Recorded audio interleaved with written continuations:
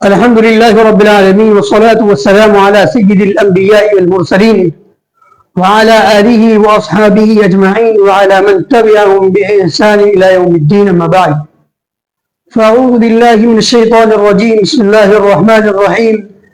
سبحان الذي أسرى بعبده ليلا من المسجد الحرام إلى المسجد الأقصى الذي باركنا حوله لنريه من آياتنا إنه هو السميع البصير. صدق اللہ مولانا العظیم. عزیز دوستو، جب رجب المرجب کا مہینہ آدھا گزر جاتا ہے تو اکثر مقررین و خطابہ کا ایک مزاج دیکھا گیا ہے کہ مسجدوں کے منبروں پر معراج کے واقعے کو بیان کرتے ہیں، لیکن بہت سے مقررین کو دیکھا کہ اپنی تقریر کو چار چاند لگانے کے لیے متنوع چیزیں شریعت میں کمی بیشی کر کے روایت کو بیان کرتے ہیں. اللہ کے نبی علیہ الصلوۃ والسلام نے اس سے امت کو منع فرمایا ہے اور کہا کہ من کذب علی متعمدا فلیتبوأ مقعدہ من النار، کہ اگر کوئی بندہ میری طرف جھوٹ منسوب کرے تو وہ اپنا ٹھکانہ جہنم میں بنا لے. یعنی نبی کریم صلی اللہ تعالیٰ علیہ وسلم نے سخت ممانعت فرمائی ہے. اس لیے ہم روایتوں کو بیان کریں، شریعت کے کسی واقعے کو یا اصول کو بیان کرے تو جھوٹ بیانی سے دروغگوئی کا سہارا نہ لے، بلکہ حقیقتاً بیان کرے، جو حقیقت ہے وہ بیان کرے. اولا تو ہمیں یہ بات سمجھنی ہے کہ معراج کا سبب کیا بنا.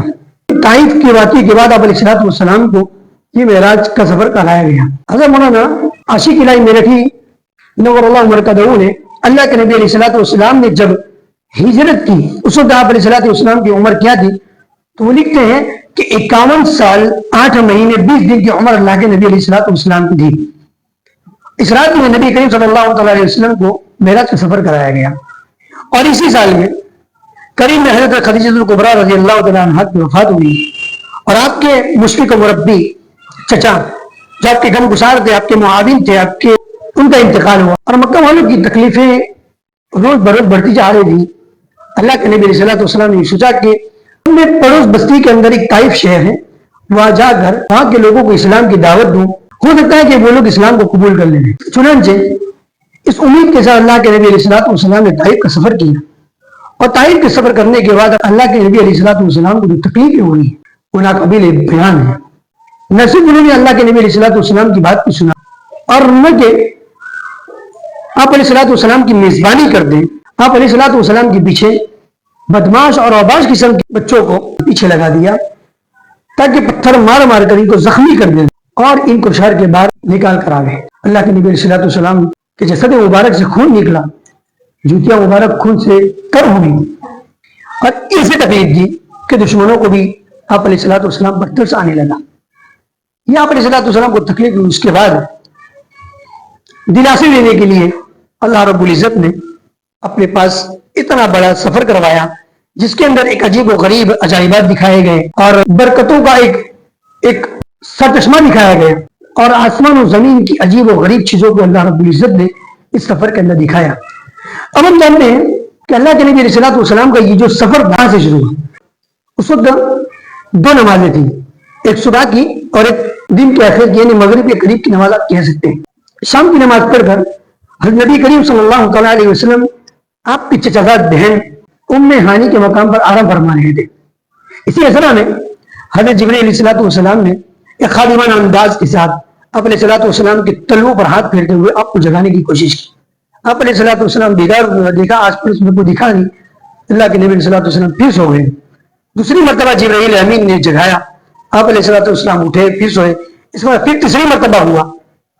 چوتھی مرتبہ آپ علیہ الصلوۃ والسلام کو جگا کر حتیم کعبہ میں لے گئے. حتیم کعبہ میں لے جانے کے بعد حضرت نبی کریم صلی اللہ تعالیٰ علیہ وسلم نے 2 رکعت نماز ادا کی. اس کے بعد زمزم کے کنویں پہ لے جایا گیا، اور زمزم کے کنویں پہ لے جانے کے بعد آپ علیہ الصلوۃ والسلام کا شق صدر ہوا. یہ 4تھی مرتبہ تھا. یعنی آپ علیہ الصلوۃ والسلام کا سینہ مبارک چاک کیا، اس میں سے دل کو نکالا، پلیٹ میں رکھا، تشتری میں رکھا، اور رکھنے کے بعد آپ علیہ الصلوۃ والسلام کو قلب اطہر کو دھویا گیا، اور اس میں انوارات، یقین، علم، تجلیات ربانی، یہ ساری چیزوں کو بھر کر سی دیا. یہ شق صدر ہوا. یہ 4تھی مرتبہ ہوا. حضرت مولانا عاشق الہی میرٹھی نے اپنی کتاب میں تاریخ اسلام میں لکھا ہے کہ 4 مرتبہ ہوا. ایک بڑا 2.5 سال کی عمر کے اندر ہوا، دوسرا 10 سال کی عمر میں، اور تیسری مرتبہ آپ علیہ السلام کو نبوت دی اس وقت، اور چوتھی مرتبہ جب آپ علیہ السلام کو معراج لے جایا جا رہا تھا تو سفر سے پہلے، یہ چوتھی مرتبہ سب کے صدر ہوا ہے۔ پھر آپ علیہ السلام کے سامنے جنت کی ایک سواری لا کر رکھی گئی۔ حدیث پاک میں آیا ہے کہ یہ گدھے سے بڑا اور کچھر سے چھوٹا ہوتا ہے۔ یہ ایک سفید رنگ کی سواری آپ علیہ السلام کو سوار کیا گیا۔ حضرت جبریل امین نے رکاب کو تھاما اور حضرت میکائیل نے لگام کو تھاما۔ اب یہاں سے سفر شروع ہوا، براق پر سوار ہوئے۔ جو پہلی جو منزل تھی وہ یثرب میں لے جا کر حضرت جبریل علیہ السلام نے کہا کہ اللہ کے نبی اب اتریے یا 2 رکعت نماز پڑھیے، اور 2 رکعت نماز پڑھی آپ علیہ السلام نے۔ اور پھر آپ علیہ السلام کو کہا گیا کہ یہ وہ جگہ ہے، یہ طیبہ ہے جہاں آپ ہجرت کر کے آئیں گے، یعنی اسی سفر کے اندر ہجرت کا جو شہر تھا اس کی بھی نشاندہی کر دی گئی کہ آپ یہاں ہجرت کر کے آنے والے ہیں۔ اس کے بعد دوسری مرتبہ جو رکے وہ طور سینا ہے۔ طور سینا یہ حضرت موسیٰ علیہ السلام جب اللہ رب العزت سے ہم کلامی کے لیے آتے تھے تو طور سینا پر آتے تھے، اور طور سینا پہ آنے کے بعد اللہ رب العزت سے ہم کلام ہوتے تھے۔ تو یہ بابرکت جگہ تھی، مبارک جگہ تھی، اس لیے یہاں روکا گیا، اور روکنے کے بعد آپ علیہ السلام کو 2 رکعت پڑھنے کا حکم دیا۔ آپ اترے اور 2 رکعت نماز پڑھی۔ اس کے بعد پھر آپ علیہ السلام کی سواری پھر چلنا شروع ہوئی، اور سواری بیت الحم، یہ حضرت عیسیٰ علیہ السلام کی پیدائش کا شہر ہے، یعنی جہاں حضرت عیسیٰ علیہ السلام کی پیدائش ہوئی۔ یہاں رک کر 2 رکعت نماز ادا کی، پھر آپ کو مسجد اقصیٰ لے جایا گیا۔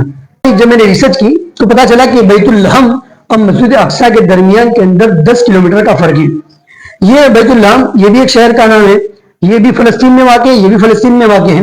یہ دونوں کے بیچ میں 10 کلومیٹر کا فاصلہ ہے۔ الغرض یہ پورا سفر ہوا بیت المقدس یعنی مسجد اقصیٰ تک کا۔ مسجد حرام سے لے کر مسجد اقصیٰ تک کا سفر ہے، اس کو کہتے ہیں اسرا۔ اسی کی طرف قرآن کریم نے اشارہ کیا، سبحان الذی اسری بعبدہ لیلا من المسجد الحرام الى المسجد الاقصی۔ اب مسجد حرام سے لے کر بیت المقدس کا جو سفر ہے یہاں تک کو ہم کہیں گے اسرا۔ اب مسجد اقصیٰ میں آنے کے بعد پہلے ہی سے 1,24,000 انبیاء علیہ السلام یہاں موجود تھے۔ وہ اپنی جسد خاکی کے ساتھ، یعنی اپنی زندگی کے اندر اللہ رب العزت نے ان کو جیسی جسامت و صورت عطا کی تھی، ان صورت اور جسد کے ساتھ وہ وہاں موجود تھے۔ نبی کریم صلی اللہ تعالیٰ علیہ وسلم سے ملاقات ہوئی، انبیاء علیہ السلام اور ملائکہ نے آپ علیہ السلام کی اختتامی نماز پڑھی، مقتدی بنے، اور اللہ کے نبی علیہ السلام امام الانبیاء بنے، یعنی امام الانبیاء کا تاج اس معراج میں سجایا گیا تھا۔ اس کے بعد دوسری بات یہ سمجھے کہ مسجد اقصیٰ یہ ہمارے قبلہ اول ہے۔ کئی انبیاء علیہ السلام نے یہاں اللہ رب العزت کی عبادتیں کی ہیں۔ آپ علیہ السلام نے یہاں تک کا سفر براق پر کی، سفر کا ایک حصہ مکمل ہوا، اور دوسرا سفر جو ہے وہ ہے مسجد اقصیٰ سے لے کر عرش معلیٰ تک کا سفر ہے۔ اب اللہ کے نبی علیہ السلام کے لیے ایک زینہ یعنی لفٹ کا انتظام کیا گیا۔ اس کی صحیح کیفیت تو کیا ہو سکتی ہے وہ اللہ اعلم بالصواب بمرادہ بھی۔ اللہ کے نبی علیہ السلام کو سوار کیا گیا، سوار کرنے کے بعد پہلے آسمان پہ گئے، دوسرے پر، پھر تیسرے پر، پھر چوتھے پر، پھر پانچویں پر، پھر چھٹے پر، پھر ساتویں پر۔ ساتویں آسمان پر آپ علیہ السلام نے اللہ رب العزت کی عجیب و غریب وہ انوار و برکات اور تجلیات کا اپنی آنکھوں سے مظاہرہ فرمایا، اور ہر آسمان پر انبیاء علیہ السلام سے ملاقاتیں ہوئی۔ اور ایک بات یہاں یہ سمجھنی ہے کہ یہ زمین سے لے کر پہلے آسمان کے بیچ میں جتنا فاصلہ ہے، جتنا گیپ ہے، اتنا ہر ایک آسمان سے دوسرے آسمان کے بیچ میں اتنا بڑا گیپ ہے۔ اللہ کے نبی علیہ السلام نے یہ ساری مسافتیں طے فرمائی۔ جب پہلا، دوسرا، تیسرا یہ 7 آسمان پورے گی، 7 آسمان کے بعد وہاں کے عجائبات حضرت جبرائیل علیہ السلام نے دکھایا۔ پھر آیا سدرۃ المنتہا۔ سدرۃ المنتہا پر آنے کے بعد حضرت جبرائیل علیہ السلام نے اللہ کے نبی علیہ السلام کا ہاتھ چھوڑ دیا۔ یہاں تک تو ہم رکاب تھے، یہاں تک تو آپ علیہ السلام کے رفیق سفر تھے، لیکن یہاں سے ہمارے نبی علیہ السلام کا ہاتھ آپ نے چھوڑ دیا۔ اللہ کے نبی علیہ السلام نے دیکھا کہ جبرائیل، تو کہا کہ بس یہاں سے اب دنیا کے سارے معاملات ختم، اب ہم یہاں سے ایک رائے کے دانے کے برابر بھی آگے نہیں جا سکتے ہیں۔ اگر ایک بال کے برابر میں نے قدم اٹھایا تو فروغ تجلی بسوزت پر اللہ کی تجلی میرے پروں کو جلا کر راکھ کر دے گی۔ اللہ کے نبی علیہ السلام کا معجزہ ہے، خصوصیت ہے تمام انبیاء کی امامت کرانا اور سدرۃ المنتہا سے آگے جانا، یہ راستہ کراس کرنے کا جو شرف حاصل ہے اسی نبی کریم صلی اللہ تعالی علیہ وسلم کو ہے۔ سدرۃ المنتہا پر ایک بیری کا درخت ہے جس کے نیچے سے 4 نہریں بہتی ہیں، 2 نہریں جو ہیں وہ جنت کی طرف جاتی ہیں اور 2 نہریں یہ جاتی ہیں دنیا کی طرف۔ جیسے ایک نہر کا نام ہے، میں نیچے لکھ دیتا ہوں، دریائے نیل، اور جو دوسری نہر ہے اس کا نام ہے دریائے،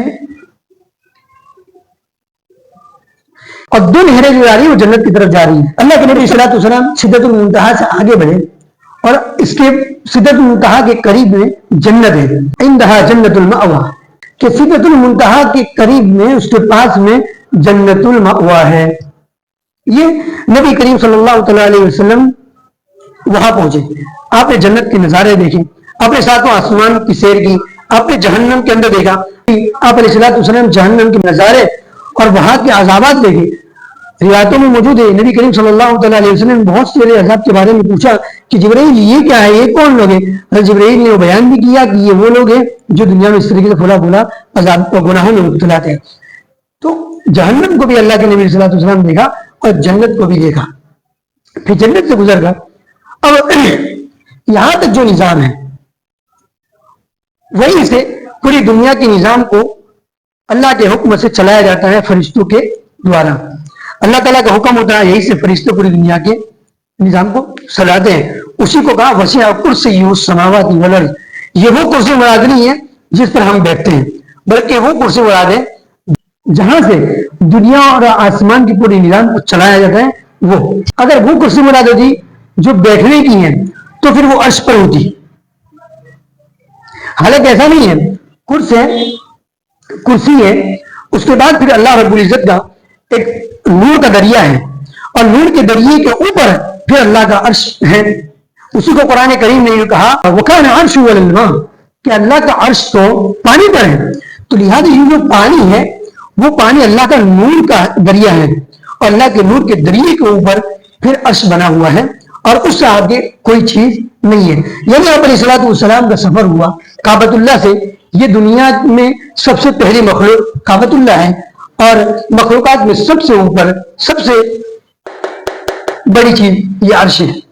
یعنی شروعات سے آخر تک آپ علیہ الصلوۃ والسلام کو سفر کرایا گیا، یہاں تک اللہ کے نبی علیہ الصلوۃ والسلام کی سنگل ٹرپ پوری ہوئی۔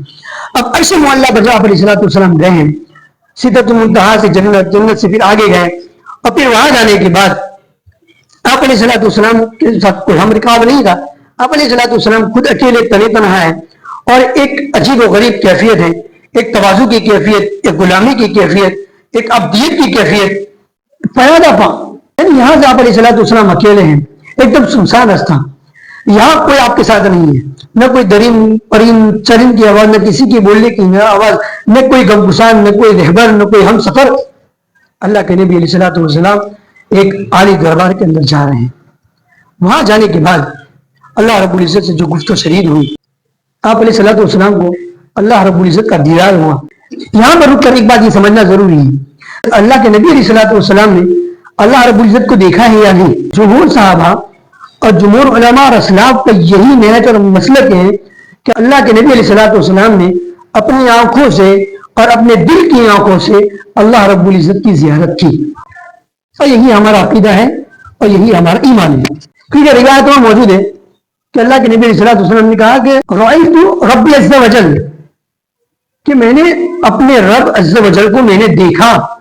لہذا اللہ کے نبی علیہ الصلوۃ والسلام کو اللہ رب العزت کا دیدار یہ ہوا ہے اور یقینی بات ہے۔ آپ کو پوری سمجھانے کی کوشش کی ہے ایک خاکہ تیار کر کے کہ آپ ایک خاکے کے ذریعے آسانی کے ساتھ آپ سمجھ سکے کہ اللہ کے نبی علیہ الصلوۃ والسلام نے یہ ام ہانی کے مکان سے سفر کی ابتدا کی اور یہ مسجد اقصیٰ تک کا سفر، یہ اسرا، پھر یہاں سے مسجد اقصیٰ سے لے کر 7 آسمان کا سفر، جہنم کو دیکھا، سدرۃ المنتہا، پھر جنت، پھر اللہ کے نور کا دریا یہ کراس کرتے ہوئے اللہ رب العزت کے پاس عرش معلیٰ تک جا پہنچے۔ یہ روایتیں मुस्नद अहमद में मौजूद है, तबरानी में मौजूद है, बैहक़ी के अंदर भी ये सारी रिवायतें मौजूद हैं। उम्मीद है आपको समझ में आया होगा, आपको वीडियो भी अच्छी लगी होगी। अगर आपको वीडियो अच्छी लगी हो तो लाइक करें और इस बात का सबूत दे कि आपको वीडियो अच्छी लगी। इसलिए आप हमारे चैनल को सब्सक्राइब कीजिए, बेल आइकन दबाइए ताकि आप तक सारी वीडियो पहुंचती रहे। अस्सलामु अलैकुम व रहमतुल्लाहि व बरकातहू।